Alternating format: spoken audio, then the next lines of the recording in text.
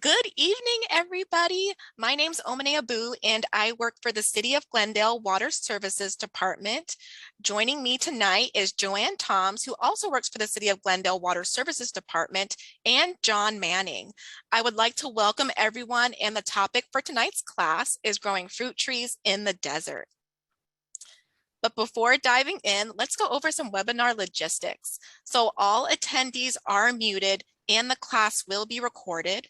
The recording will be available on the city's water conservation website and YouTube channel in about a week. Some of you have already utilized the question box and the chat function, so you can continue to use that to write any Q&A questions that you may have, and Joanne and I will respond to as many as we can throughout the webinar. The class is scheduled to be 1.5 hours long. We have about 1 hour allotted for the presentation and 30 minutes for questions. We want to aim to stay on track as we want to be respectful of everyone's time. And if you should experience any significant technical difficulties, please contact Joanne Toms via email or phone. Her email is jtoms, T-O-M-S, @glendaleaz.com. Or you can call her at 623-930-3596. After this presentation, we will follow up with an email that includes a copy of the PowerPoint, resources recording, and a link to the survey. So if you complete this survey, you'll be entered for a chance to win a raffle to a local nursery. So please fill that out. We value your feedback. Some more Zoom attendee features to cover before we get started. So this is what your current view might resemble. You can play around with these features so you're comfortable. You can click and drag the vertical bar located in between the presenter and the presentation to enlarge or shrink the presentation view. You can also adjust the audio settings in the bottom left-hand corner of your screen. Again, feel free to send comments using the chat button or share your questions using the Q&A button. Joanne and I will do our best to answer questions during the presentation as they come in, but we should have enough time for Jonathan to answer questions at the end of his presentation. And ta-da! So here is the lineup for our spring classes. Tonight is our fall finale. So of course we had to give you a little teaser of what spring has to offer. So 3 classes will be offered via Zoom and 3 classes will be offered in person at the Glendale Main Library in the auditoriums. We'll be going back to having a few in-person classes for those that miss seeing us in person. So you can register by visiting our website at glendaleaz.com/water conservation, and you can click on the green living classes tab, or you can visit the website at bit.ly/GLS classes. And so this will all be included in the follow-up email. So some class topics include Before You Lose the Lawn, which will provide grass removal options and design ideas.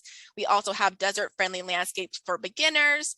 We'll have John back with us. He'll be doing DIY irrigation maintenance and troubleshoot and repair. And also we'll be teaching Irrigation 101, Control Your Controller. We also have classes called Basics of Seed Saving and Savvy Succulent Spaces. So we hope that you'll join us back in the spring. And speaking of savvy succulent spaces, I have some exciting news to share. So this fall, we'll be renovating a section of our Xeriscape demonstration garden to include a succulent garden. And for those who might be joining us for the first time, our demonstration garden surrounds the Glendale Main Library. And this renovation will take place just to the east of the library's north entrance. And we need your help. We are looking for volunteers to help plant succulents.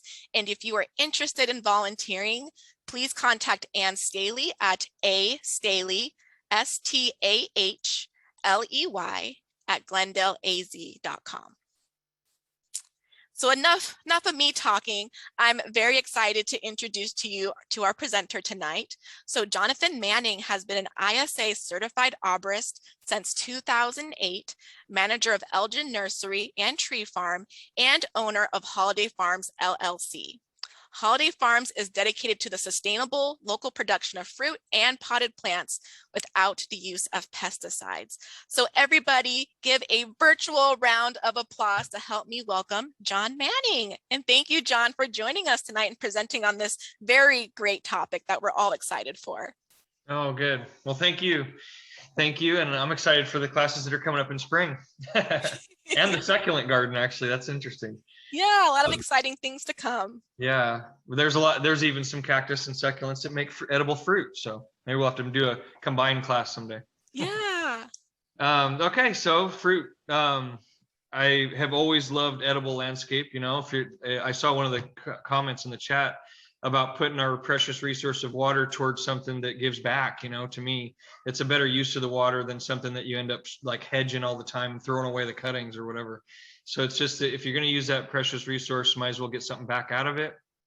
And so edible landscape's always been my favorite thing to grow. And I've tried like over the years, all of the different things that I've read or heard that are even edible, the leaf, the flower, the fruit, the whatever, you know, the vegetable, and just tried them all. Some work, some don't. Some that don't work one year, I'll try again to see if maybe that was just I did something wrong, not enough fertilizer, not enough water, something. So I've tried all these things over and over again. And some of them just have panned out to be the best, you know? And so I want to talk about a few of the handouts that you should have got. The big one that says varieties of fruit adapted to the Sonoran Desert. That's like a compilation of everything that I've grown that works at all. The stuff, some of it's real rare, some of it's real common, but it's notes about what I've learned in my own experience right here in the Valley of the Sun, you know. So sometimes you go looking for information on how to grow fruit, but it might come from California's Central Valley or, you know, Texas, where it's a lot more humid in a lot of places. So this is experience from right here in the Valley, working in the nursery industry here for all these years. And so I just hope to share as much as I could with you. Some have a real detailed description on some types of fruit and some are brief because that's the experience I've had with them. So that one is the most like thorough. And there's some resources in the back I want to point out. My email is on there and a couple other nurseries that you can buy like fruit trees online if you're looking for special things or rare things. So look through the resources in the back of that packet too. And then the other ones are smaller. It's kind of a one-page thing I've made over the years. One about citrus, which we're going to talk a lot about tonight. Growing figs, pomegranates, and fruity mulberries, which a lot of people don't know are a good fruit tree for our area, but they're a very good fruit tree for this region. And I'll talk about that too. But in general, these are some of the ones that I've found to be the most successful citrus of all. Citrus, everybody who moves here from a climate where you can't grow citrus, it seems like the first thing they want to try is a citrus. You know, it's like something that you can't grow all over the country. There's other regions that you can, but Phoenix, Arizona is perfect for all kinds of citrus. So it is just one of those trees that if you want the most bang for your buck, the most amount of fruit and the least amount of work, then citrus are probably your best bet. So there's lots of kinds of fruit that you could grow here with a lot of extra work. Maybe some you have to build greenhouses over them so they don't freeze to death in the winter. Some you have to make shade for them in the summer because it's too hot for them. But citrus are just put them out there, water, fertilizer, and wait for fruit, you know.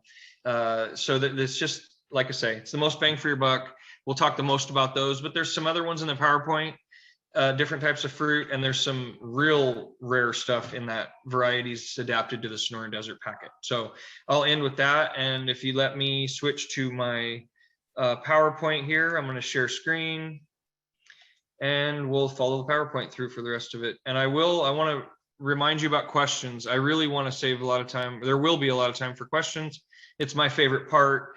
I always learn a few things after answering people's questions or trying to anyway. And if I don't know the answer, I will guide you in the right direction as far as what resources would be helpful in that way. So let's get through the PowerPoint as far as the basics, and then we'll get to lots of questions. And thank you all. I want to thank you all for joining too. It's a big crowd, and I'm glad so many people have interest in this topic. So growing fruit in the desert. Let's see here. There's something I like to do before I plant anything in my yard.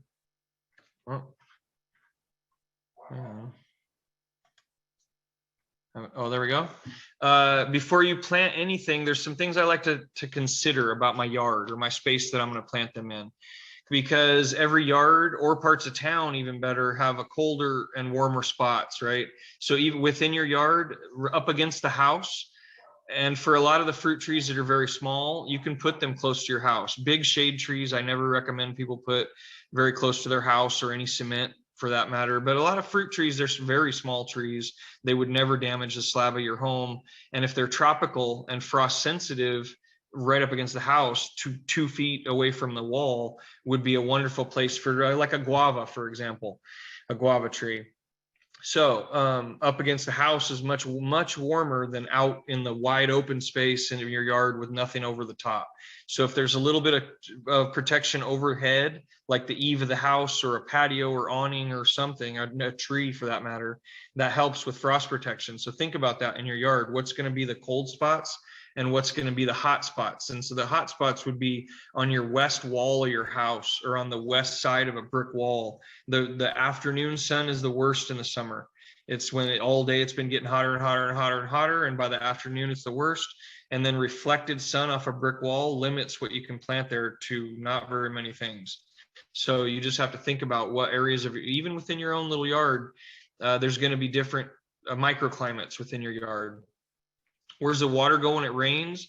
A lot of people have, if you have gutters, all the better. You can focus that water into even barrels and use it later. Rainwater, you can't buy water that good. I mean, RO filtered water is close, but rainwater is the best water for plants around here. Not only it's absolutely pure. So that's what water that plants need is pure water. But our soil and our tap water here has a problem with salt buildup. You know, it's the desert, and it's one of the things that goes with deserts everywhere is salty soil. So salt hurts some plants more than others. Desert plants tend to be adapted to salt, but tropical plants are not whatsoever. So a lot of palm trees and tropical fruit, they would hate to have salt build up in the soil. And rainwater washes that salt away better than any other water because it has zero salt in it. So that zero salt water soaking in dissolves all the salt that's in the soil and washes it away. So that's a good thing to have rainwater, even though you think, well, water's pretty cheap coming out of the tap or whatever. If there's other considerations, rainwater is a very useful resource, not just because it's free water, but because it's the best water you can get. A lot of times I do have gutters on my house and I collect it in barrels, and I use I leave a watering can there next to it. And for all the potted plants on my porch, I dip the watering can in the barrel and go watering all the potted plants, and they grow so much better with that water than they would with the hose water. So it's an asset we should take advantage of and keep in mind as if you don't have gutters and when it rains, it tends to puddle in one part of your yard or your whole roof drains off into one corner.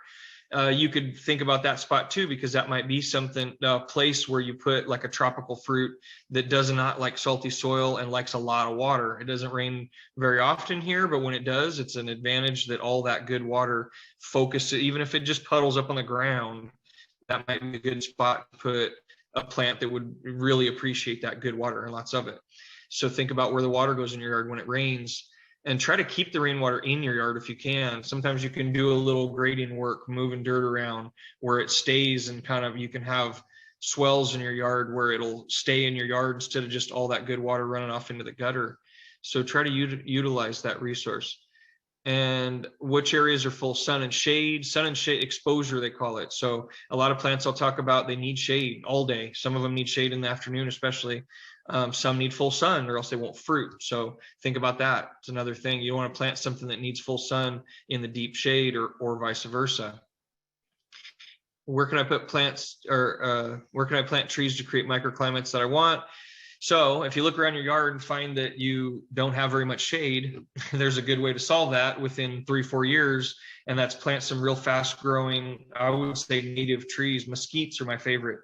And we call these nurse plants or nurse trees, and you plant those trees that grow very fast in our climate. And someday you won't have to water them at all. A mesquite tree after 5-6 years, you can stop watering it altogether and it'll still provide that shade. I would put them on the west side of my yard, so they cast that shade in the afternoon over the whole yard, and everything would appreciate a little afternoon shade in our climate, in this severe hot climate of the summer. So there's ways to fix, if you look around your yard and don't like what you see, because there's too much sun, no shade, no place to plant the things you want to plant that might need shade, then fix it. You can plant some real fast growing, big desert trees on the west side of your yard.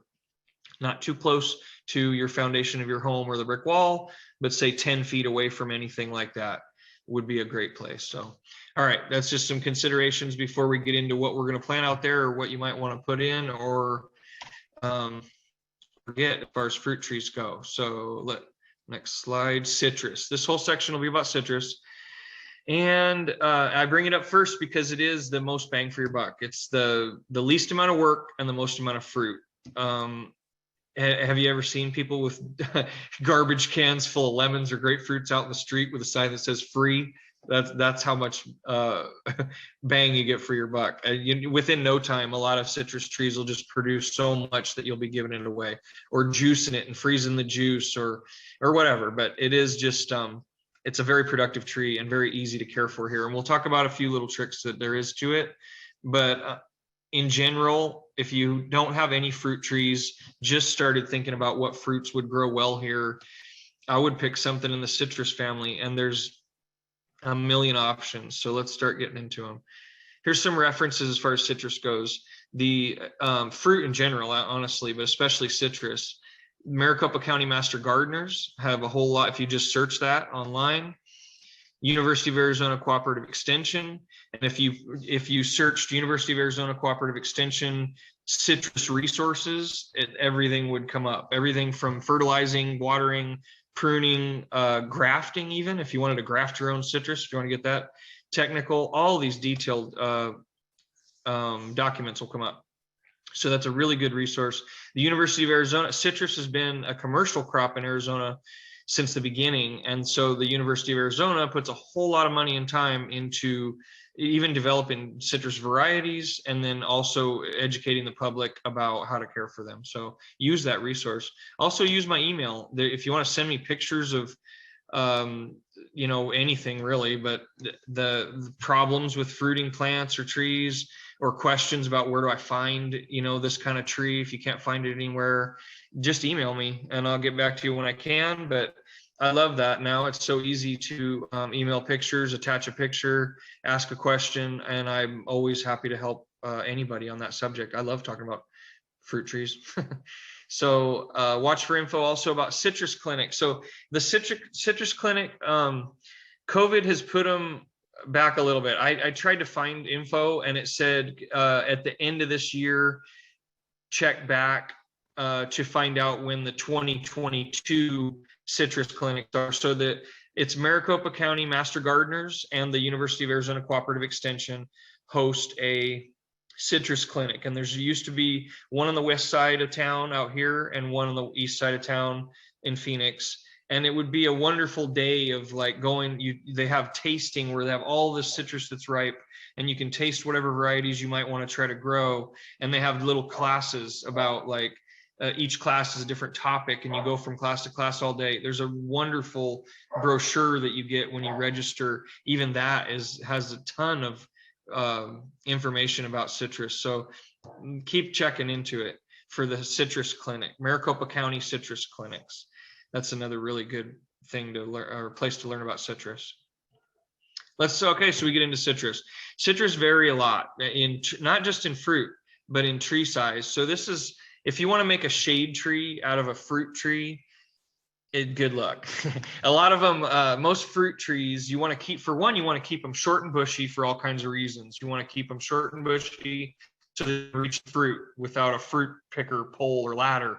You want to keep them short and bushy because that's the way trees handle our severe sun exposure and heat in the summertime, with lots of dense leaves and a short round head, So usually fruit trees, you want to keep them pretty short. You trim a lot and keep them short and bushy. But lemons pull it off. As far as I'm concerned, lemons, Lisbon lemon, for example, they make a really big tree bigger than all the rest of the citrus.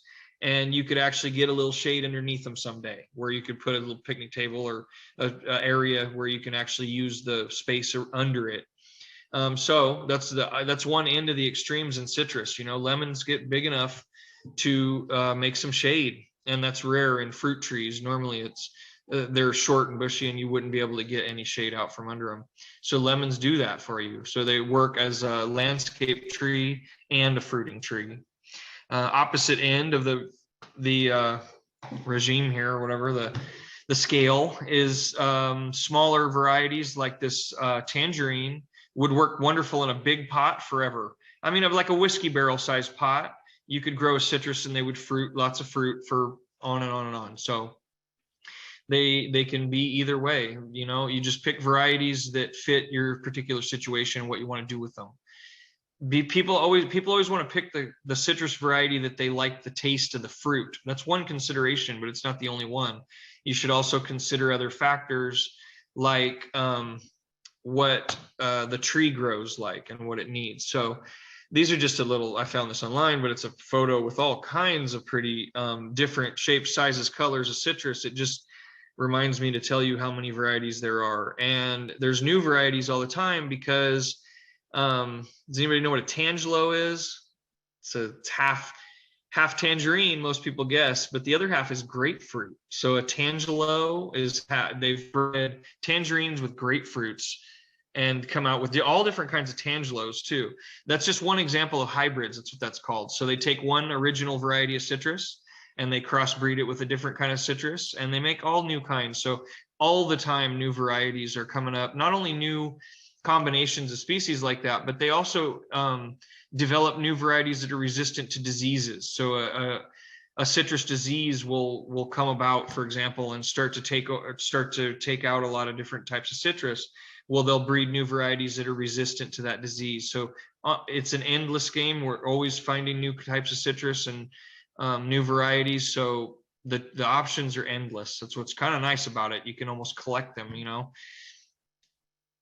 So citrus varieties differ in mature size. This is what I'm saying. It's a good consideration. Don't just consider the taste of the fruit. Consider the mature size of the tree, how much thorns you're willing to deal with, because like lemons and Mexican limes have a ton of thorns always. I've never seen one that doesn't. Well, there's a thornless Mexican lime, but just pay attention to the thorn is the point. You know, some have lots of thorns and some don't. Oranges usually don't, but here and there you find one. But a Lisbon lemon's always really, really thorny. So the thorniness varies. So think about that. If they're where you're going to brush up against on your shoulder all the time, right in front of your front door, you're not going to want a really, really thorny tree right there. You can try to prune it back, but you're going to end up having a nightmare of a job when it keeps trying to grow into the walkway over and over and over again. So something to think about. The last thing that they vary a lot in is frost tolerance. So most citrus varieties could grow anywhere in town without a problem, but there is some very sensitive varieties to the cold as it has gotten here. The last couple of years have not gotten very cold, so don't be fooled. The last maybe 3 years, we haven't really had a hard freeze, but there's been many years before that where we've gotten down into the teens, 16, 18 on the outlying areas. So that's what the deal with is in Phoenix. If you live in outlying areas, they call it, it'll get much, much colder than it will, say, downtown or in a very urban area with streets and sidewalks and houses everywhere. That whole area stays warmer than when you live out with fields or desert around you. So be careful with frost sensitive varieties. I'll just mention a few. Is one called a sweet lime. Another one, Mexican limes are very frost sensitive. Those, if you do live in outlying areas where it gets a lot colder than it does downtown, you might avoid those varieties and go for something really cold hardy like a tangerine or orange or kumquat.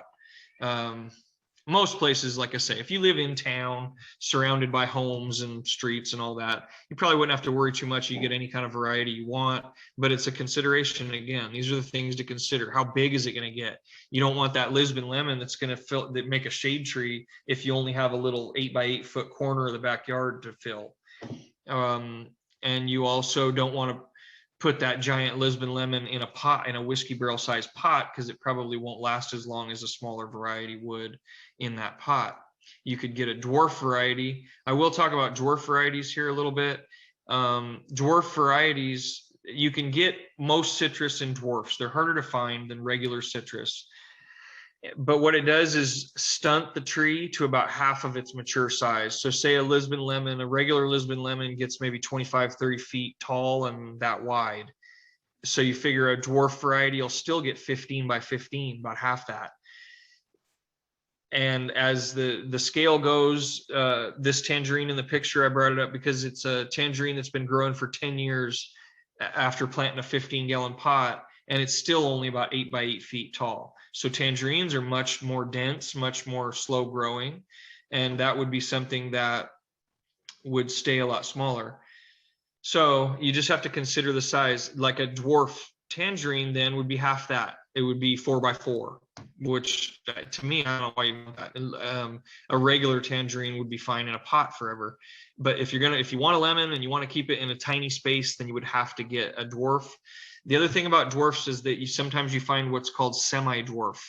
They're not much smaller than a regular tree, honestly. To me, semi-dwarf is very similar to a regular sized tree.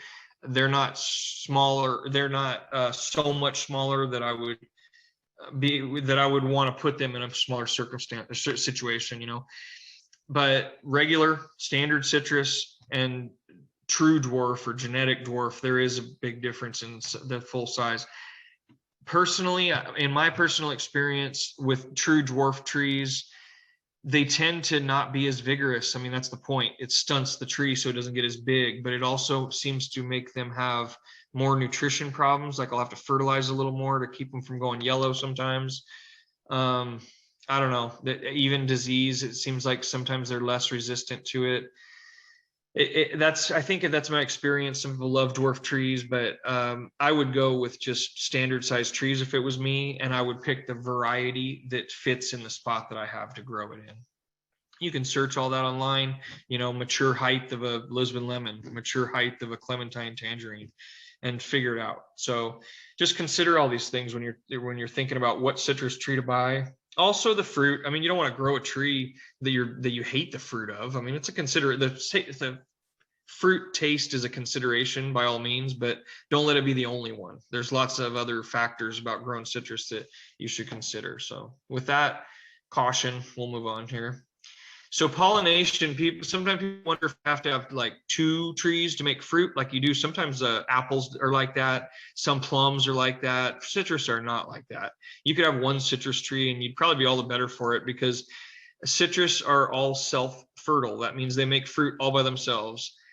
Seeded, the seeds that are formed in the fruit vary because of other varieties around. So for example, if you had 2 different types of tangerines, like a clementine and a Fairchild tangerine, for example, they would cross-pollinate. When they both bloom at the same time, they would cross-pollinate and make every fruit would have lots and lots of seeds. They would make a little more fruit, honestly. They do. They produce a little more when that happens. You got to remember that's what the tree's trying to do. I mean, the tree's goal with fruit isn't for you to enjoy it as much as for the baby trees, the seeds inside the fruit, to produce and go grow somewhere. So you got to give it to the tree. I mean, that's what their goal is to cross-pollinate and make lots of seed to reproduce. But for our purposes, it'd be nice to have as little seeds as possible. Usually, if you're going to juice them, it doesn't matter. If you're going to juice citrus, citrus that produce seeds are by far more productive and usually, in my opinion, a little sweeter. So if you think you're going to juice most of what you grow, seeded varieties are almost better, in my opinion. Oranges are a good example. So like navel oranges is a purely seedless orange. No matter what other varieties you grow around it, it won't make seeds because it's genetically like that. It's seedless. So navel oranges are made, or that's their biggest advantage, is they're seedless. I have them growing right next to sweet oranges, they call them, like an Arizona sweet orange or Valencia orange. They make tons of seeds, but the fruit side by side is mine are a little less sweet and a little drier, honestly, on the seedless variety, the navel. And on the seedy variety, they're sweet and they're juicy and they make way more fruit. So it's just something that kind of goes together. If you really hate the seeds, then get a seedless variety. But if you want lots of production and you're probably going to juice them when you got so many around, the seeded varieties are honestly a little better, in my opinion. They're stronger, they're hardier, they're faster growing. But a lot of people do want seedless fruit, and then you have these varieties that are no matter what you grow them with. The picture here is a Tango tangerine, which is a pretty new variety that claims to be seedless even when you grow it with other tangerines. Well, in my orchard here at home, I have 6 kinds of tangerines all together, so they all make a lot of seed. They all cross-pollinate with each other, make a lot of fruit, a lot of seed, a lot of juicy fruit. And this one's in there with them. And it's true. Out of all these fruit I cut open, there's about 3 or 4 seeds in all those. So less seed by far. Not absolutely. I've even found a seed here, one or two here and there in a navel orange, but there is varieties that produce much less seed. But that's the scoop on pollination. You don't need two trees to cross pollinate to make fruit at all. They'll always make fruit. If you have one tree and none of your neighbors have a different variety of that same kind of tree, you might end up getting fruit that hardly has any seed in it. But that's the deal. That's how it works with pollination, and that's how most citrus are. There is that's something to search too. You can see if the fruit is seedless or not, and just know that if it says seedless, every once in a while you will get a seed, but nowhere near what you would if it's a regular variety of citrus. So let's move on from that. Let's see, problems with growing citrus. There is some problems with growing citrus. We'll talk about the most common ones. The problems with citrus, like I say, I'm going to go with, there's some really common problems. Start there, because I've even done it myself. You see some weird new symptom on the leaf and you start searching like problems with citrus, and you go straight to, this is like WebMD or whatever, like you start searching for these rare weird diseases that have never even been seen in Phoenix before, and you think, oh, that's got to be it, looks just like it. So let's just start. I'll start with the most common, because chances are 99% that it's one of these real common problems, just so you don't waste time looking for something that's probably not the case. If you do have something that you cannot diagnose, it would be good. The master gardeners do have a helpline here. The Maricopa County Master Gardeners, you can send samples in, pictures in, and they can help you diagnose certain citrus problems, because it might be one of those weird ones that your tree is the first one in town that shows it. But like I say, I usually like to start with the most common, being drought. It's hot here and dry, and citrus trees, people hear that like, I don't want to overwater my citrus, so they underwater citrus much more commonly. Here's a little tip about watering, because I see way too many people stop watering a citrus. Is it too much water? Is it not enough water? Well, I don't want to water it too much. I'll just stop watering it, and they die. So I would like to give you a tip on too much water. If you're worried about too much water, that means the soil surface never dries out. That's the only way it could be too much water. Over months of a time, right? It's a long period of time. That soil surface right up top on the surface never dries out, never dries out. Every time you go out there, it's wet. Then it might be too much water that's hurting your tree. But don't worry about it. If the soil surface dries out real good, you can kind of kick a hole with your toe maybe, and it's dry before it waters again. Then you're not watering too much. Let's talk about not enough, So that's a good way to kind of diagnose, because that is one of the biggest questions. Am I watering too much or not enough? And I just hate to see people at that point back off water when it was really not enough that was killing it. Not enough is much more common here. Our humidity is very, very low compared to most citrus growing areas, which means that water just like, it gets sucked out of the leaves by the dry air, and especially if it's windy, citrus trees dry out really fast. And this picture will show you a little bit about what they look like when they're dry. If you look at those leaves up top, they're folded in half like a taco. They're not deformed. We'll see that later. These are just perfectly shaped leaves folded in half like a taco. When you deep soak that tree, boop, they open right back up. No big deal. It'll probably lose some of the leaves in the middle if you let that happen over and over again. Some old leaves out of the middle will turn yellow and fall out. Again, that's a natural response to not enough water. If your tree looks bald in the middle and the tips are green, chances are that's because the tree doesn't have enough water to support all the leaves that it owns. So the least useful leaves are those old ones in the middle. They gradually turn yellow over a period of a couple of weeks and fall out. You'll see the grounds covered with yellow leaves. It could be, that's like drought over and over and over again. That's a subtle sign of drought. Drought, like right now, is those taco shaped leaves. And if you were to touch those leaves, it'd be like old lettuce, wilty lettuce. They're soft, they're not perky, they're not juicy, and they're soft and wilted. So watch for that for sure. If you got to that point, don't let it happen again. You can like watch for that symptom. It's not a death sentence. You're fine. It honestly, now you're riding the line of like efficient watering, because about at what point they're going to need water. If you let them do this over and over and over again, you sometimes can lose fruit. The fruit will burn, sunburn especially, and the leaves will fall out of the middle of the tree, and then then you could get sunburn on the inside of the branches. So try not to let it wilt like this, but if it does once, you need to water a little more often, and just pay attention to your trees, give them what they need. So wilt and drought is a big one. Irrigation, I don't talk about it much in this class, but especially for citrus, remember the concept on irrigation is when you water, you wet the whole area under the tree. So if you have the room and you don't mind the look of it, a big berm, like a border all the way around the tree. And that border, everybody puts it about this big around the trunk.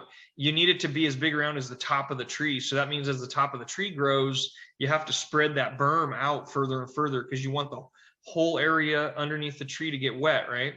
That's the first concept of irrigation here in Phoenix. And this is like bushes, trees, everything, not just citrus. But I'll shorten it up for this so we can talk more about fruit. You get the whole area under the tree wet. And to me, the best way is with the hose and that berm. If you have drip emitters, you need to put a lot of drip emitters all the way around the tree so the whole area underneath the tree gets wet. And each drip emitter is going to make a little wet spot, depending on how big of a drip emitter and how fast your soil drains. That'll be a different area. That's why I like to talk about the basic concept. The goal is to get the whole area under the tree wet, right? You do that, and then you run that water for long enough to soak it into 3 feet deep is your goal. The depth of that water, that whole area under the tree, needs to soak into 3 feet deep. That's one irrigation cycle. And then you don't do any of that again until the soil surface is real dry. You can dig a little 2-inch hole and it's still dry. Okay, then do that big deep soak all over again. That's the way we water stuff here to make it stay really healthy. And citrus, of all things, absolutely need that kind of water. But all the other fruit trees, that's the way they'd love to be watered here also. So keep it in mind. Whole area under the tree, and as that tree gets bigger, you got to add more drip emitters or make the berm bigger. As it gets bigger, the whole area under the tree gets wet, and it all waters long enough, which can be 2, 3, 4 hours, to soak it into 3 feet deep. That's the basics of irrigation. And since it's such a common problem with citrus that they're not getting enough water, that's why I kind of dwell on it a little bit. At the nursery, people come in they show me the branch, they show me pictures, what's wrong with my citrus. I used to tell them it's not enough water, but the response I get is absolutely not. It can't be not enough water. I water it every day. And then I just have to start getting into, well, how do you water it? And they go out there and squirt it off and they let a little bit of water drip on the ground every day for 5 minutes. And that's where in their mind, I water it every day. It has to be enough water for this thing. It's not enough area getting wet, and it's definitely not soaking in deep enough.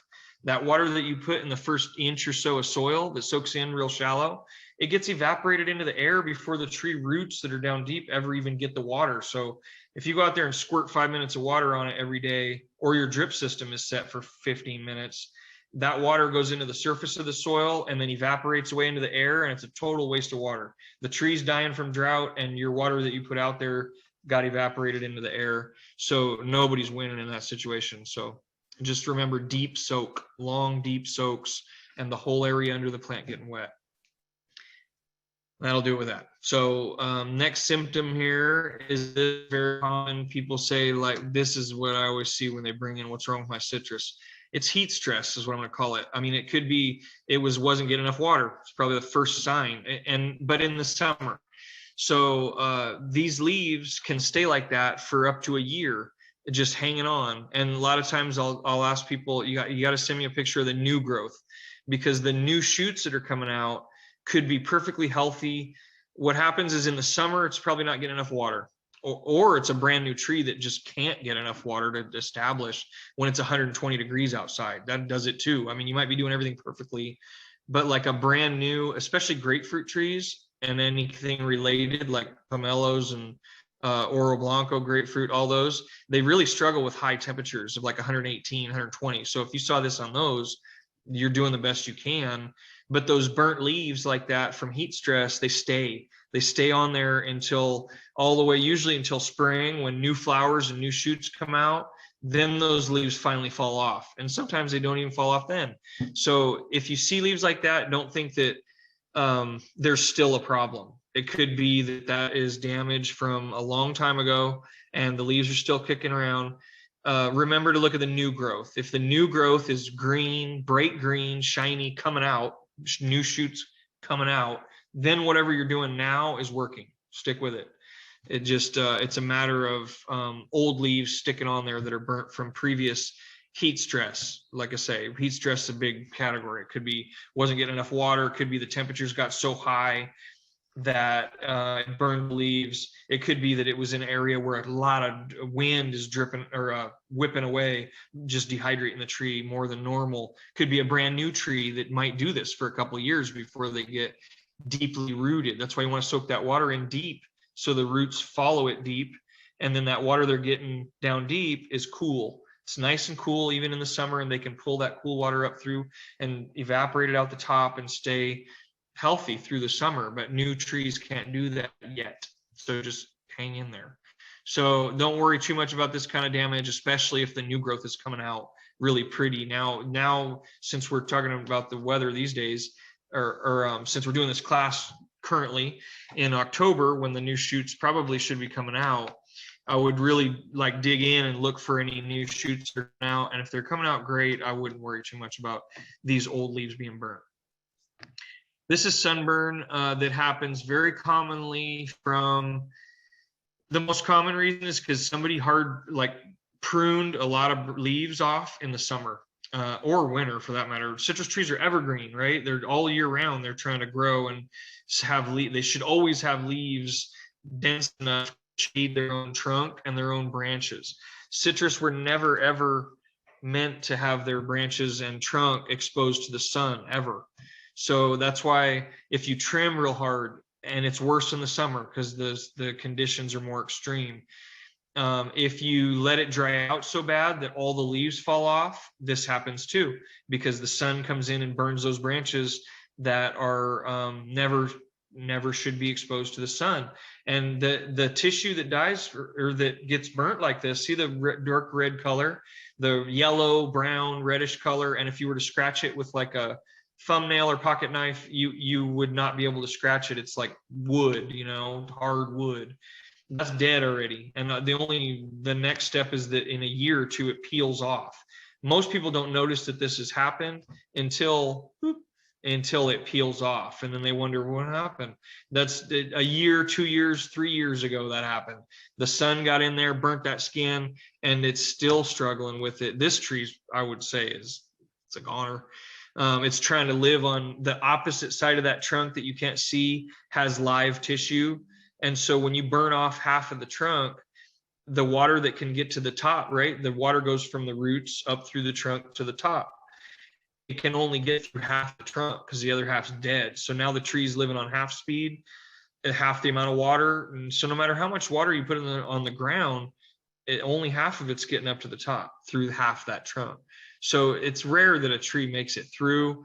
If you want to baby it back to health, I mean, you could maybe save it if it's real sentimental. I always feel bad getting rid of something that's still trying, but this is a hard one to come back from. So be very careful never to trim citrus trees in the middle of summer, or ever for that matter, so much that you remove the leaves that are shading the trunks inside.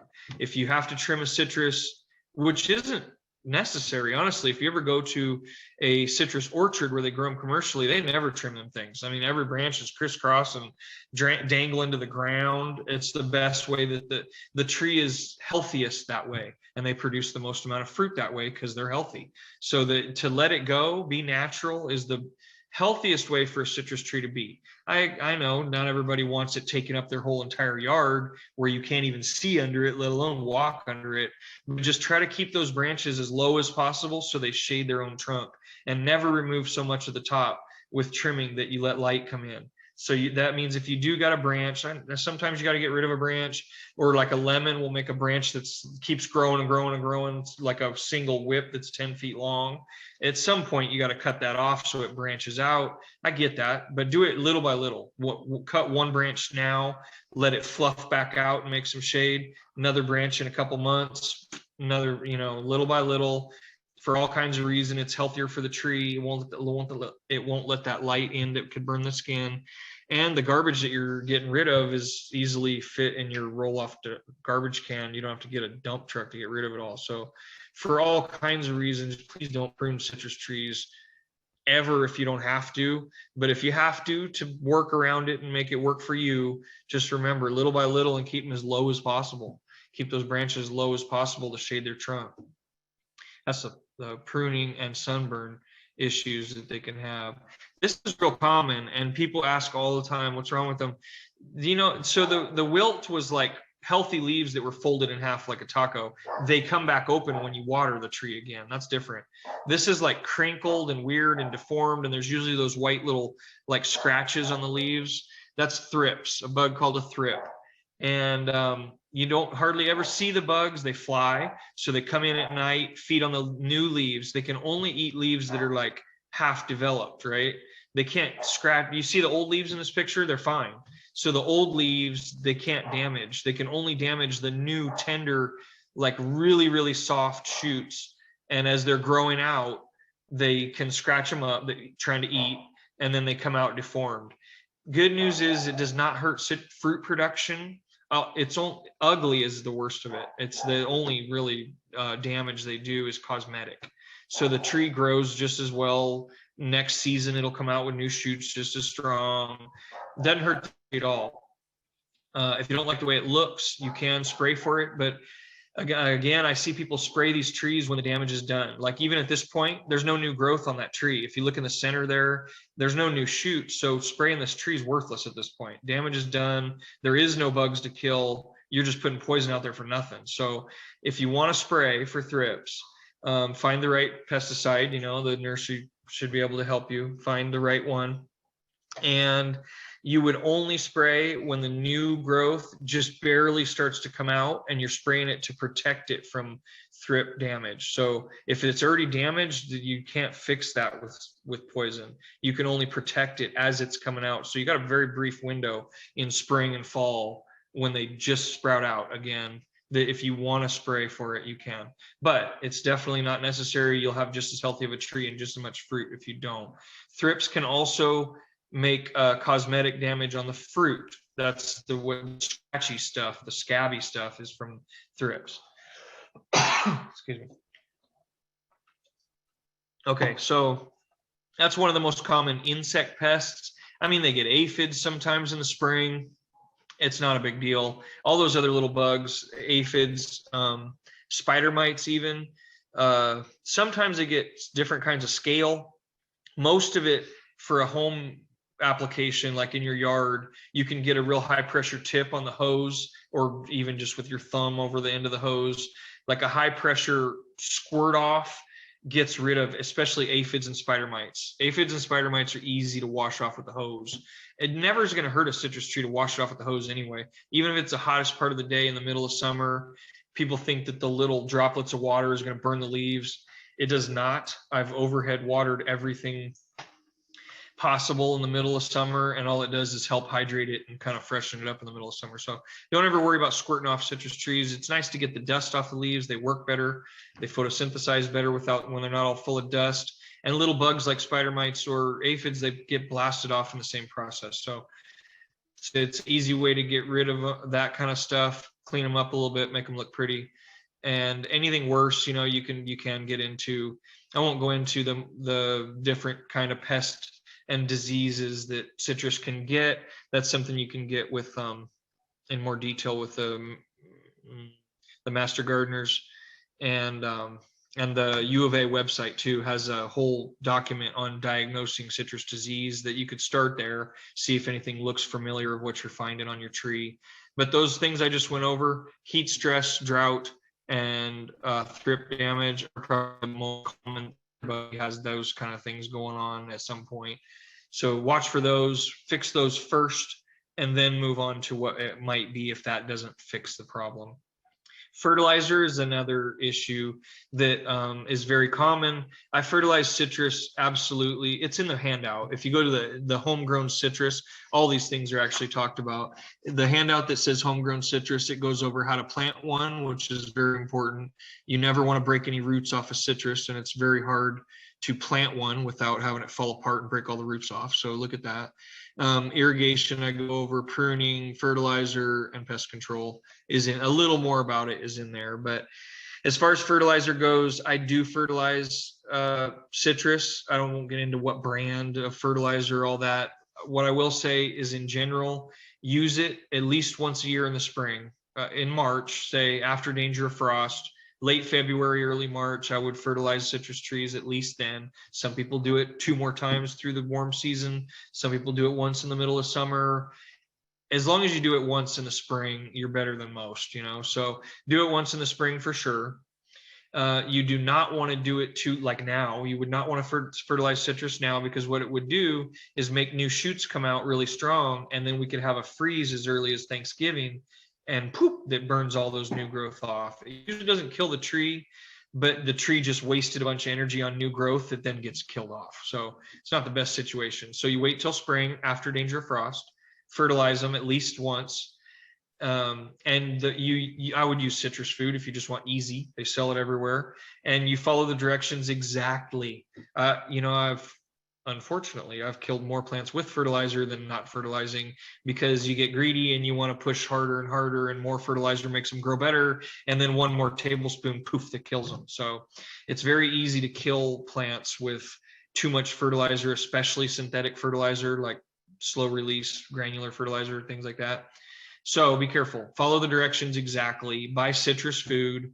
And you can use citrus food, by the way, for any other kind of fruit, from pomegranates to figs to whatever, any kind of fruit, you can use citrus food. A lot of times called fruit and citrus food or fruit and nut food, whatever. If that's what you buy, you can use it on all fruit. There's really nothing that specific to citrus that it wouldn't work on another kind of fruit. Just follow the directions as far as how much, because the strength of fertilizers varies. It's all different.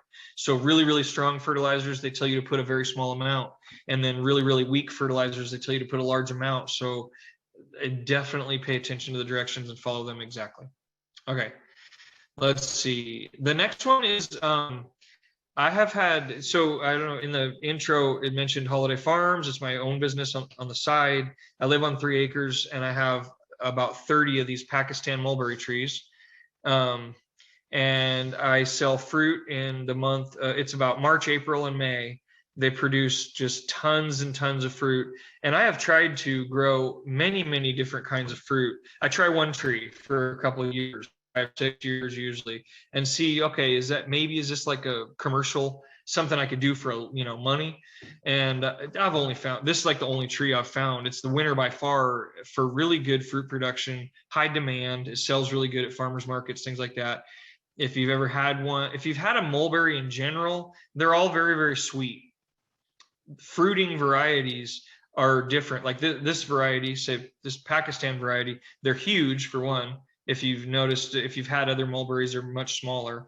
And there's actual flavor in there. There's a combination of acid and sweetness that gives them a good flavor. They don't stain up everything like regular mulberries do when you squish them. They're much more firm, so they package well. So mulberry fruit's not all the same. People think they've had one off a wild tree that the birds kind of spread around and they've given up on mulberries. But there is variety. If you buy varieties that were developed for fruit production, it's a much different game. So Pakistan is a variety that I grow. There's other ones that do grow good fruit, but you want to find one that has like a variety that's for fruit production. This variety, it was developed in Pakistan, but I mean thousands of years of people picking like a better mulberry and a better mulberry and a better mulberry and growing them in orchards like we do apples here. So this is not just some mulberry tree that like sprouted from a bird dropping that made fruit accidentally. These trees, like I say, and there's other varieties too. I have another one that's a smaller berry, but it's red.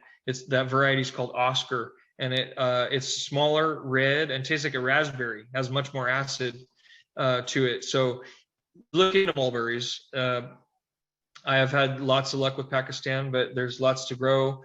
The other confusion about mulberries is in Maricopa County, every city in Maricopa County passed an ordinance years and years and years ago against fruitless mulberries. Notice the difference. We're talking about fruiting mulberries that make fruit. They are perfectly legal to grow in any city in Maricopa County. What is not permitted to grow in in the cities of Maricopa County is fruitless. That means they never make fruit. And the way that happens is there's some mulberry trees make male flowers and some mulberry trees make female flowers. The female flowers make fruit, the males don't. What the males make is pollen. So there's thousands of flowers on a fruitless mulberry. We used to use them all over town for shade. They make a really good shade tree. And the reason people wanted them is because they don't make the fruit mess. If you don't pick the fruit or use it, it's a horrible mess on the ground. You walk on it and traipse the fruit into the house, on the carpet, whatever. So people hated the fruit. If they didn't want a fruit tree, they wanted a shade tree, they would go for those male mulberry trees, fruitless. So those are not allowed to be grown in Maricopa County because that pollen is very irritating to allergies. When I moved into this property, there was a couple on the property from before, and I would notice in the spring when they're blooming, my eyes would itch like crazy. So I believe it, but that's not what we're talking about here. So I'm talking about fruiting varieties of mulberry. Trees around town now, they're becoming more popular. Holiday Farm sells trees too. Gonna plug that. But so that's enough about mulberries, but they don't overlook them, because a lot of people hear mulberry and they think about either the fruitless ones that they used to have as a shade tree that were, long gone, or they think about the ones that made fruit that they may have found. There's mulberries that grow in all climates. There's some all over the United States, in different states. The wild mulberries will grow. All different flavors, all different shapes, sizes, whatever. So there's a million varieties of mulberry, but there is some really good fruit producing ones for our region. I'll leave it at that. They handle full sun. There's one of the handouts is completely about these Pakistan mulberries. So you can learn much more depth about them in there, about how to grow them. And I'll leave it at that. The next one is figs. So figs came from, the Middle East originally, but it's a climate similar to ours. Spanish brought them to their missions in the Southwest because they knew they were from a climate like this and hoped they would be as productive as they were there, and they were. So it was one of the best trees for, they handle heat, they handle cold, as much cold as we get here. They lose their leaves when it gets cold, so it protects them. And with a lot of fertilizer and water, they produce like crazy. The problem I've had with figs is if you stress them out, like not enough water, not soaking them deep enough, remember, things like that, they can kind of stay stunted for a very long time. I mean, before I figured out the tricks of it, I had a fig tree that was like the same size for 8 years or something, because it just wasn't getting enough water, wasn't getting soaked deep enough, and I wasn't fertilizing it like you do citrus, about the same schedule is fine. But when you do all those things, they're very, very productive here. There's a lot of varieties of figs too. And that's what I want to talk about a little bit, because I've had really good luck with some and really bad luck with other ones. So they're can be leafy, juicy, growing fast. You can keep them small. If you don't have a lot of room, you can chop off branches almost to like a stump and get fruit within a year again out of the new growth that comes back up. So you don't have to have this giant thing in your yard taking up the whole thing. They handle pruning really well. You do that in the winter, right? In the winter when they're dormant. That way you're not stressing them out with the heat combined with the hard prune. But when they lose their leaves in the winter, you can chop them to any which way, anything you want. I've seen them espaliered up against a wall, like in a side yard where you don't have a lot of room. If you don't know what a espalier is, it's like a candelabra shape, or it's like one way it's completely flat and the other way it's wide, stretched out, almost like a trellis, but they don't need a trellis because they'll hold themselves up. You just trim off everything that grows in two directions and let the branches grow in the other two directions. They work like that. They're very adaptable to any kind of pruning you want to do, and the fruit comes back quick because the fruit doesn't come on old wood, it comes on pretty new branches. As the new leaves come out, the fruit follows those new leaves right behind them. So if you're making new leaves and new growth, you're making new figs. And that's the beauty of it. If you fertilize and water well and keep them very vigorous, you get a lot more fruit. All these varieties of figs, there's white figs, brown figs, purple figs, big giant figs, little ones, whatever. So the thing that's important to me is in that picture, the bottom right has a hole that's open in the bottom of it. Usually the bigger the fig is, the more that hole is open, and it's a nightmare. Bug and fungus get in there every time. Like, I think I'm gonna have a great one. Brown turkey is kind of like this. And I have had, if somebody has a brown turkey fig out there and they love it, I apologize. But the ones I have are very often, you think it's going to be a beautiful one and you crack it open and there's bugs in there and a little bit of rot, mold, whatever. So more often than not, I have had some good ones. But if you just want easy, first fig you've ever had, and you want the easy, best producing one, then you get Black Mission. They're smaller. So a lot of people are like, oh no, I want a big fig. They're smaller, but the hole in the end stays shut. And so bugs and fungus can't get up in them. And when they're ripe, they almost like drip there like a bag of juice, man. Doesn't sound as appetizing as it is, but you wait till they like go limp and you pick them that day. You can also pick them 1 or 2 days in advance and put them, or like at room temperature in the house, because birds will eat them if you wait too long. So that's what I do, is I pick them when I think they're almost ripe, still a little bit firm, and I bring them in the house and they ripen just fine indoors at room temperature. And then when they're super squishy soft, they're the best thing. And you can't buy them in a grocery store like that. I've bought figs over and over in grocery stores. Sometimes farmers market in season, you can get them that are that good. But if you have your own tree, the benefit is that you have this access to something that you can't even buy. I don't care how much money you have. So it's a good thing to have around. I love figs, fresh figs, so much different. If the only experience with figs you've had is a fig Newton, you got to try a fresh one, because this is definitely a whole different ball game. So figs are wonderful. If you have if you don't have any figs at all and you just want to try the most productive, reliable variety for our climate, it's Black Mission. And then from there, if you love it, try experimenting with different ones, see what you do with them, because they all grow pretty well here. Just the fruiting has been a challenge, in my opinion. They all grow about the same. They need the same water, same fertilizers. They handle the same heat and cold. What varies, in my opinion, is the fruit quality. And that is like I explained. So, all right, figs have a few issues. And like I say, you want the picture on the left. There it is. Brand new growth. The brown part is last year's growth. All the green tip and the little baby figs and all that is just busting out for spring. That's with a good fertilizer, citrus foods, fine. In spring, follow the directions, deep soak them at least once a week, or when the soil surface looks dry again. And this, what you get: new growth, new leaves, new figs, everything comes out. The picture on the right is what happens when you don't. I don't know how good you can see. The fig in that picture on the right is kind of shriveled up, and it's very common. That's what you get. The figs start to grow and they dry up and shrivel up and fall off before they ever get ripe. It means you're not watering enough, or it's in a spot that I wouldn't put them on like a west wall that the sun reflects off of. That can happen from too much heat exposure. They handle full sun, but I don't know about like reflected light off a west wall or something. So most commonly, they're not getting enough water. If that's what you're getting, is like shriveled up dried fruit that falls off.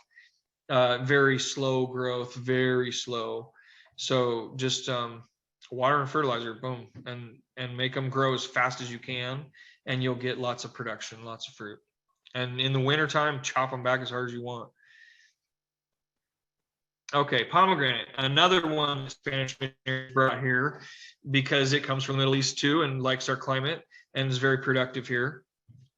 You get some advantages with pomegranates, like really pretty green growth. There's really beautiful flowers in the spring. That's like March, April. You get really pretty flowers. Sometimes they bloom again in the fall. I just about a month ago, I saw some pop back out because it was such a humid, wet monsoon. It made them do it again. And so pretty flowers, fall color. So these do lose their leaves in the winter too, like the fig. They're both deciduous. The first frost, basically around Thanksgiving, poof, all the leaves fall off. That'd be for the fig and these. And that wall, it's just beautiful. And this is the application I think they're really good for in most people's yards. Might be a visual barrier. Everybody it's a very common situation. that people come to the nursery looking for something to block their neighbor's window. It's a 2-story next door, looks right into my backyard. Well, this might be a good choice. Pomegranate trees don't ever get so huge in the trunk that they would like crack a brick wall or all that. So if you kept them maybe 2 feet away from the brick wall, maybe 2 or 3 feet away from the brick wall, and you put a line of them all the way across, it's a pretty good visual barrier, especially when they're green. They get up to maybe 15 feet tall. So it's a really tall thing eventually. Not real fast. I'd give them 5 years, 6 years to get there with good irrigation and fertilizer. But it can work as a hedgerow or visual barrier, stuff like that. I would love to see more people use them like that. They do lose their leaves in the winter. So you might be thinking, well, what happens then? It's like the leaves are gone and you still see in my backyard. They're so stickly, like there's a ton of little tiny twigs that even the twigs with no leaves on them provide somewhat of a privacy screen. So not as much as when there's leaves on them in the summer, but they do still provide a pretty good screen even when they're dormant in the winter, and the flowers and even the fruit. So that's some advantages of pomegranates and some uses. If you notice the fig too and the pomegranates, I left them bushy. I don't ever try to make either one into none of these, honestly. Remember, short and bushy is the healthiest way for any tree to be here. And if as much as you can handle working with them that way, they're going to be more productive, stronger to the wind, stronger to the sun, stronger to the heat if they're short and bushy. So remember that. I've seen few people try to make figs and pomegranates into a single trunk, like lollipop shaped tree, and they suffer horribly from the sun hitting that long skinny trunk, trying to get water up through it in the middle of summer when the sun is just blazing on that trunk that goes up. So I would recommend always keeping them as a big giant bush is the healthiest way for them to grow. The problems with pomegranates tend to be in the fruit quality. They do have issues with heat stress on the fruit. For years I tried to figure out, I have 20 of these trees too, for fruit production. And some years I have a lot of fruit for sale and some years I have nothing. This year is nothing. So, and it usually has to do with really hot, dry summers, the fruit rots, and really, really wet monsoons. Like this year, I'll show you in a minute, a bug that tends to spread a different kind of disease. But what's this? This pomegranate's cracked open. If you ever had pomegranates, you might have had a lot of them like this. This is no disease. It's just if you don't water them very regularly and deep soak them, then what happens is they go through drought stress and the outside of the skin of the fruit, the shell, say the husk, dries out. And then the water comes back. And after that shell of the pomegranate dries out, it can't continue to grow and expand when the fruit inside continues to grow. So they pop open. That's probably one of the most common. They do that a lot when they're baby trees because baby trees tend to heat stress more. The older a tree gets, the more deeply rooted it is and the less susceptible they are to heat stress. And you'll stop getting fruit like this if you deep soak on a regular basis, like all summer long. You cannot skip a week. It's like from the time they flower to the time the fruit's ripe. You have to do that regular. I would say you normally in most of our soils here in the valley, it's about once a week, really deep soak the whole area under the plant. And then that avoids this problem. This is like an irrigation problem. And sometimes a maturity problem, establishment problem. So the older a tree gets, the less they'll do it. But that's what that is. This is the bug that got me this year. It's a leaf-footed bug. They're big, like 3/4 of an inch probably. And I have them every year. And they usually they spread this disease. It's like you get like an oozy hole and then perfectly round circles that like grow bigger and bigger and bigger around the original hole they poke in the fruit. And so the bug spreads rot, and the rot kills the pomegranate and they fall off. So usually I don't even worry about it. I don't treat them. I don't spray anything on them. I lose a few fruit every year, and it's not a big deal. And then this year comes and it was really good growing weather, like juicy fruit and like humid days and lots of rain. And the fruit was like so much softer and more susceptible to those bugs like poking into them. every single fruit got this. So like I say, it's been an ongoing challenge with pomegranate fruit quality, but you'll always get a few to eat. The tree's beautiful the way it is, flowers, dark green, works good as a visual barrier or like a hedgerow. I would put one in anyway, or a bunch of them in. The fruit quality gets better with the age of the plant. And different, some years you get really good fruit and some you don't. Even citrus is like that, by the way. Citrus, I'll get some years where the navel oranges are really, really good and juicy, and other years they're not. So they're dry and cracked and fall off and sunburnt, whatever. So it just depends. But pomegranates are variable in fruit quality, but it's well worth growing anyway. Hey, John. So we're Yeah. about at the 6:40 mark right now. And I know we have a couple of questions coming, quite a few questions that came in. So maybe we can maybe like 5 more minutes for the presentation, and then we can transfer Yep. to questions. Yeah, I'll be done in no time. There's just a couple more bad pomegranates to show, and then we're into questions. A lot of people, there is pomegranates that have white fruit. This is not one of them. The pomegranates that are supposed to turn red, if they get really bad heat stress, they stay white. So don't be confused if you bought a red pomegranate and the summer heat and maybe a little bit of drought makes all your fruit like this and they don't turn red. It's a matter of heat stress. You'll find all after that, they continue like this. So that's it. That's from heat stress. It's can be from not enough water. It can be from your trees being too new, and later on as they get bigger, they won't do it as much. But in the end, the pomegranates are on the edge of being like perfect for our amount of heat. They do much better in California's Central Valley, obviously, doesn't get this hot, and they don't have as many of these problems with fruit quality. But this is what we deal with, and I think it's well worth having a pomegranate tree around. They produce lots of fruit, and out of all those, you usually get at least some, sometimes lots. And the older the tree gets, the better they get. And just watch that really frequent deep soak of water. And that's it, I think. Oh, no, I got a few stone fruits, but I can do those quick too. Bonanza peach is the only stone fruit that if you just want to try a stone fruit here, honestly, they're a challenge. The heat beats them up. Every year the leaves burn into summer. I have had people do really good with fruit trees, stone fruits, but if you just want easy, try a bonanza peach. They're dwarf, the leaves, they're that short bushy shape like I was talking about. It keeps the sun off the trunks and the fruit. And every single year I get really good peaches, big peaches off these little tiny trees that look like that.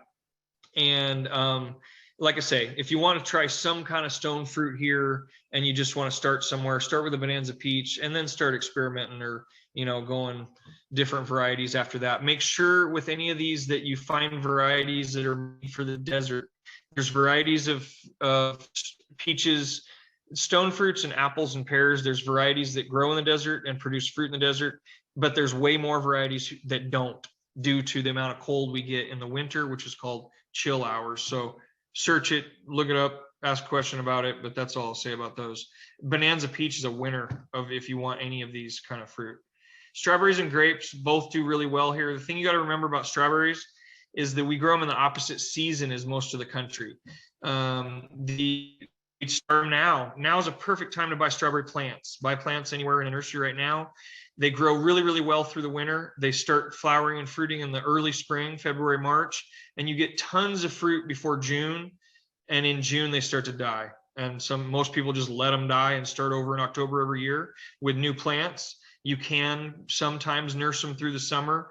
But what I hate to see is people buy them in June thinking, oh, I want to do some strawberries this year. And they go straight to death right the month you buy them. So it's opposite season is the trick on strawberries. Start them now, finish them in June. And grapes do really well here. I would plant them now also. Grape plants suffer in summer heat when they're babies. When you just put them in, I've lost a few trying to plant a grape in June or July. I wouldn't do that, but if you put them in now, they spend the winter making a really deep root system, deep soak them like everything else. They get their roots down deep and then they deal with our heat like no problem at all. And they produce really well here too. Thompson seedless is probably the most common variety and the most reliable here. If you just want seedless grapes, there's some flowers. Those are flame seedless grapes. One thing about grapes is don't worry if they're about the size of a marble or pea even. It's seedless grapes with no seeds in them. They do stay small unless you spray them with the hormone that they use in field production that fattens them up. So don't worry, you know, there's no seeds in them. A handful of grapes is a handful of grapes, whether it's 20 little ones or 10 big ones. That, to me, it doesn't matter. So don't think you're doing something wrong if your seedless grapes in your homegrown grape plants are smaller, because that's okay. And now it's questions. So who's first? Yay! Thanks, John, for that wonderful presentation. It's like, gosh, I wish I had a fruit as a snack to eat right now. It was just like, oh my gosh, my mouth is watering. You want me to go back to that strawberry picture? Yes. There you go. Oh my gosh, it looks so delicious. Oh my gosh. And I need to make like a fruit salad or something. I know. That one berry. All right. All right. So we got a lot of questions. And so I think how I'm going to tackle these is I'll do more like general questions I'll ask you. And if we have more time, we'll do the more specific questions. But again, John did include his email and it'll be in the follow-up email if you have more specific questions, just in case like you might need to send a picture to be more helpful to diagnose some of the questions. Like I know you guys had some specific plant issues, or again, the Master Gardener, Ask a Master Gardener resource might be helpful, but I'm going to try to tackle the more general questions. And if we have time, the more specific. But again, if your question doesn't get answered, reach out to Jonathan via email or send your questions to the Ask a Master Gardener. But again, thank you all for being very active in the chat. I liked all the questions that were coming through and just really just sharing people's experiences. I think that's awesome that we're all here together to learn more. And so the first question that we have is someone asked, can you give an explanation or do you have a good reference that teaches how to prune peach trees, apple trees, and blackberry bushes? The peaches and apples, I would go to Dave Wilson. I think it's in the back of my packet. It is. The davewilson.com is in the back of my varieties, the big packet, the handout. Or just go to Dave Wilson, search it. Dave Wilson is a huge producer of fruit trees in California, and they have all kinds of information about how to manage like a home orchard. And those types of trees, remember, are a little sensitive to our heat here. So you got to take it with a grain of salt. But I would say as far as pruning goes, what they recommend is what you should do here. It does talk about chopping them really hard in the wintertime when they're dormant so that you get that bushy short tree. That's the main thing about it. But I would look up from Dave Wilson. And what was the last one besides those? Oh, blackberries. Yeah, blackberry trees or blackberry bushes. I can tell you there's a specific way to prune blackberries. And here's the trick on blackberries too, because I know a guy who has a really good blackberry patch in Central Phoenix. A little bit of shade in the afternoon for sure. And the thorny varieties do much better here than the thornless varieties. I know, bummer, huh? But it's the way it is. The thorny ones are hardier and they do better with our heat, because again, like those other ones, cold climate fruits, they struggle with our heat. So the thorny ones are better. And you could search that too as far as how to trim those. But so the cane that fruits this year, after you pick the fruit off of it, you cut that off all the way to the ground and you leave the rest. So each year new canes are making fruit. Once one cane makes fruit, it won't do it again, and you chop those off at the ground. So it's a matter of trimming a lot like that. But the bigger tricks here is just getting some, period. And that is to survive the summer, they need a little bit of shade, and grow a thorny variety would be the biggest tricks for Phoenix. Awesome. Oh my gosh, I just love your wealth of knowledge. It's just so much to learn. So someone asked, they want to plant a medjool, and I'm probably pronouncing it wrong, but MEDJOOL. Perfect. Date palm. And how tall can they grow? And then do you have any quick recommendations about care and placement? As far as growth, palm trees grow up forever. So it's not a matter of how high they're going to get. It's a matter of how fast they get there. So date palms are pretty fast. I mean, you might get 6 inches to a foot of trunk every year. So not as fast as like a Mexican fan palm, but not as slow as a pygmy date palm. So whatever but they grow up forever. And you, depending on how you buy them, they're hard to find for one. If you found some with roots and rooted and growing, then then good for you because it's hard. But once you do, the tricks to dates are a little bit of a challenge to grow, but some people love that. So what you need is a male. First of all, you have to get pollen from somewhere else because a medjool date is going to be a female. There's males and female date palms, and you need you don't have to own a male date palm, but you have to somewhere you'll have to get pollen off of. So you wait till the male blooms, you collect the pollen, you put it on your medjool's flowers, which don't come out for, it's a slow process too. It's years before they start to bloom from an offset. So it's a long drawn out process, and you can search it all how to do it, but it's an ordeal, you know, as far as hand pollinating the flowers. And then you bag them. Once they start making the baby fruit, you put bags that you would probably buy, you know, mesh bags or make, but that keeps birds and bugs off of them as they ripen, because as they ripen, birds would love to eat them. So it can be a very involved process, but I love black dates. I mean, and they grow well here. So the big commercial growing areas for dates are close by, 3 hours away, and like Bard, you know, Yuma, basically. The Yuma and the Imperial Valley have really good date orchards, and they love the environment here. So it's a very good fruit to grow here. It just is. I would do a lot of research and find out all the details of that stuff. But those are kind of the biggest challenges that a lot of people aren't willing to do. But if you are, good for you, because I love the fruit. Yay, thank you. And so the next question is, someone's asking, like, which type of pomegranate do you recommend they grow? And then how can you tell if pomegranate fruit is ripe? It's called Wonderful, is the best variety for it here. I've tried lots and lots of varieties, and all of the white fruited varieties have more trouble with heat stress. I lose more fruit.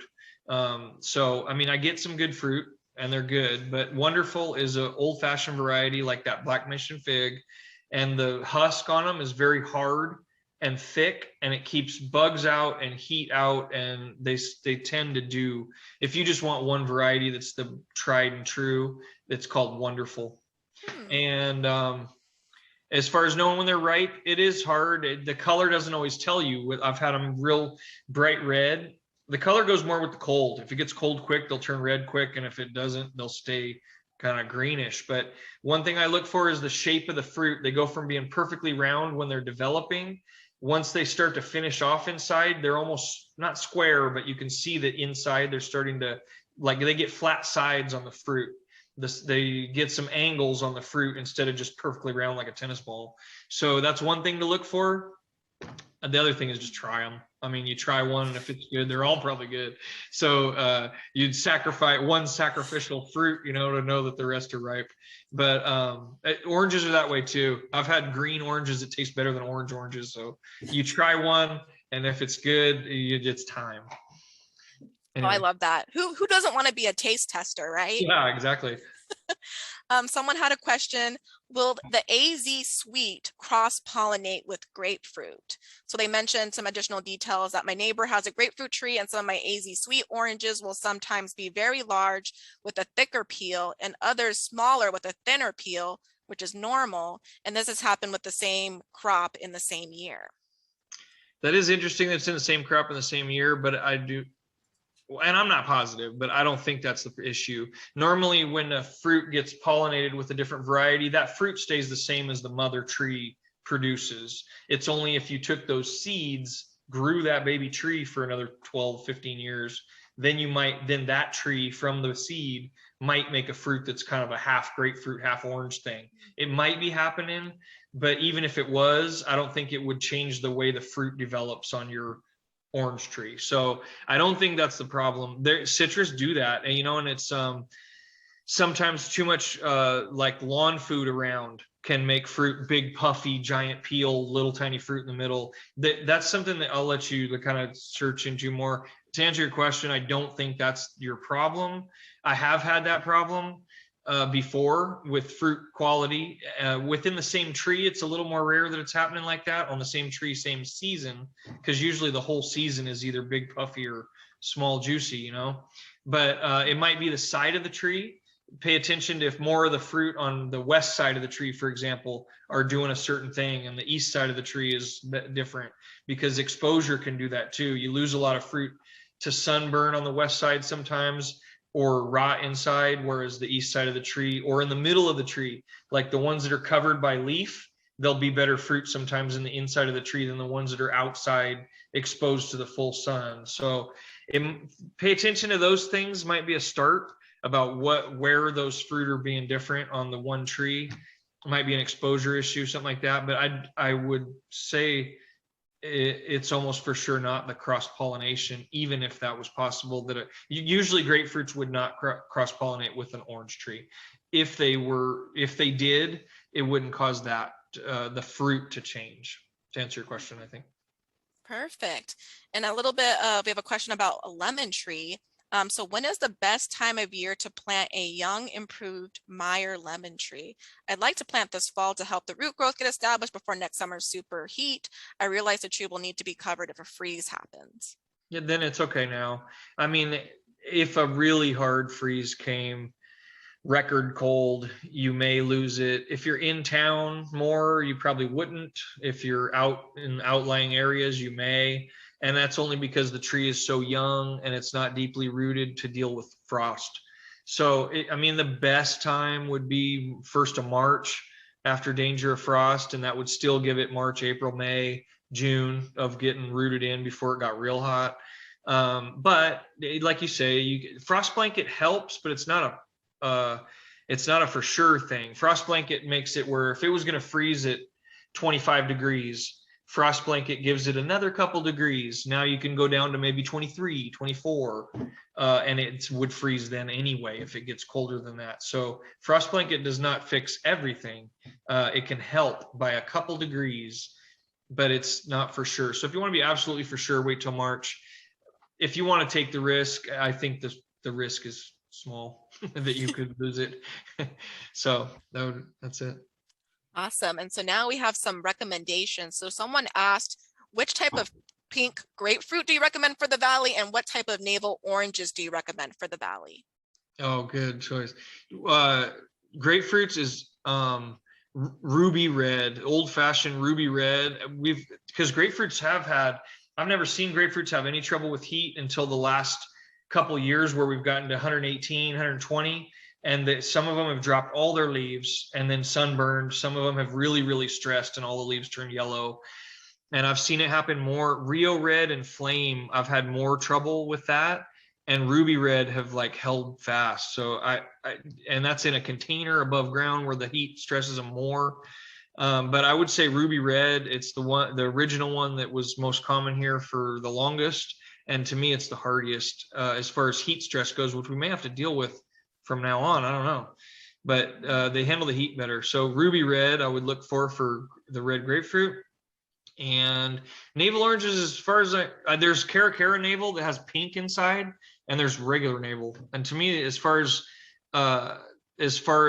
like quality and all that, they're about the same to me. They both are slower growing trees. When you grow a navel of either kind, I would expect it to grow kind of much slower than the sweet oranges, and production's a little lower than sweet oranges, but they're seedless and they're both really good.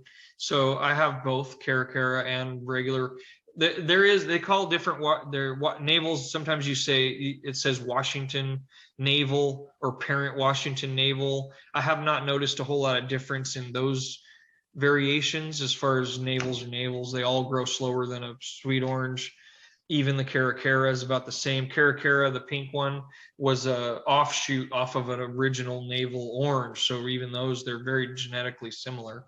And as far as vigor and production goes, all navels are about the same as far as I'm concerned. But they're worth growing. I love it. I love it. Okay, we still got some questions here. So someone wants to know, is it possible to grow a plum tree, a prune plum tree, and do they thrive here? And then someone else wants to know, does a pineapple guava do well here as well?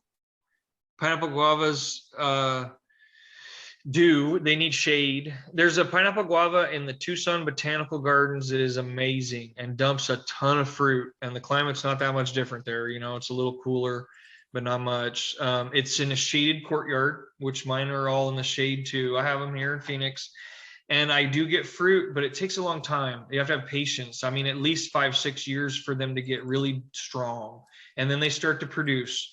And it's you can buy varieties. Sometimes you can find there's Coolidge and a couple varieties that are like fruiting varieties, and then a lot of nurseries have them in the bushes section. Like they're not even in the fruit section, they're just like out there with the rest of the bushes. Those will fruit just the same.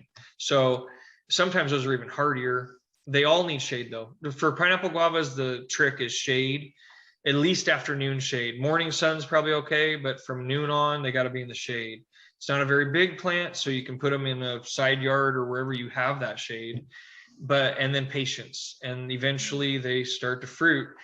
It's like they need to be strong and established before they start to set fruit. What was the first one? I'm sorry, the first tree that they asked about? The first tree was a prune plum, plum tree. Yeah. That I've never tried, but what I would recommend is searching it. And what you're looking for searching any of these varieties is chill hours, right? So I saw another in the chat about an Alberta peach, maybe.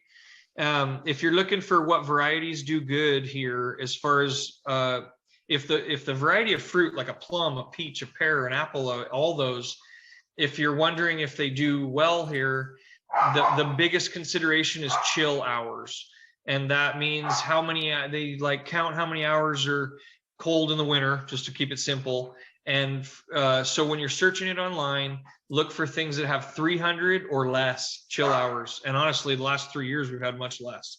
So you're looking for chill hours of 300 hours or less for it to produce fruit well here. So the prune, plum, and the Alberta peach, I'm not sure off the top of my head, but that's what I would do if I was you. Just search it online, like chill hours of Alberta peach, and it'll come up, with how many chill hours, and make sure it's 300 or less. And if it's not, I would imagine that you would usually not get fruit. They would grow maybe, but you wouldn't get fruit in the spring because it doesn't get enough cold here to inspire them to make fruit. I think that's the best I would do on that. So, what's the next question?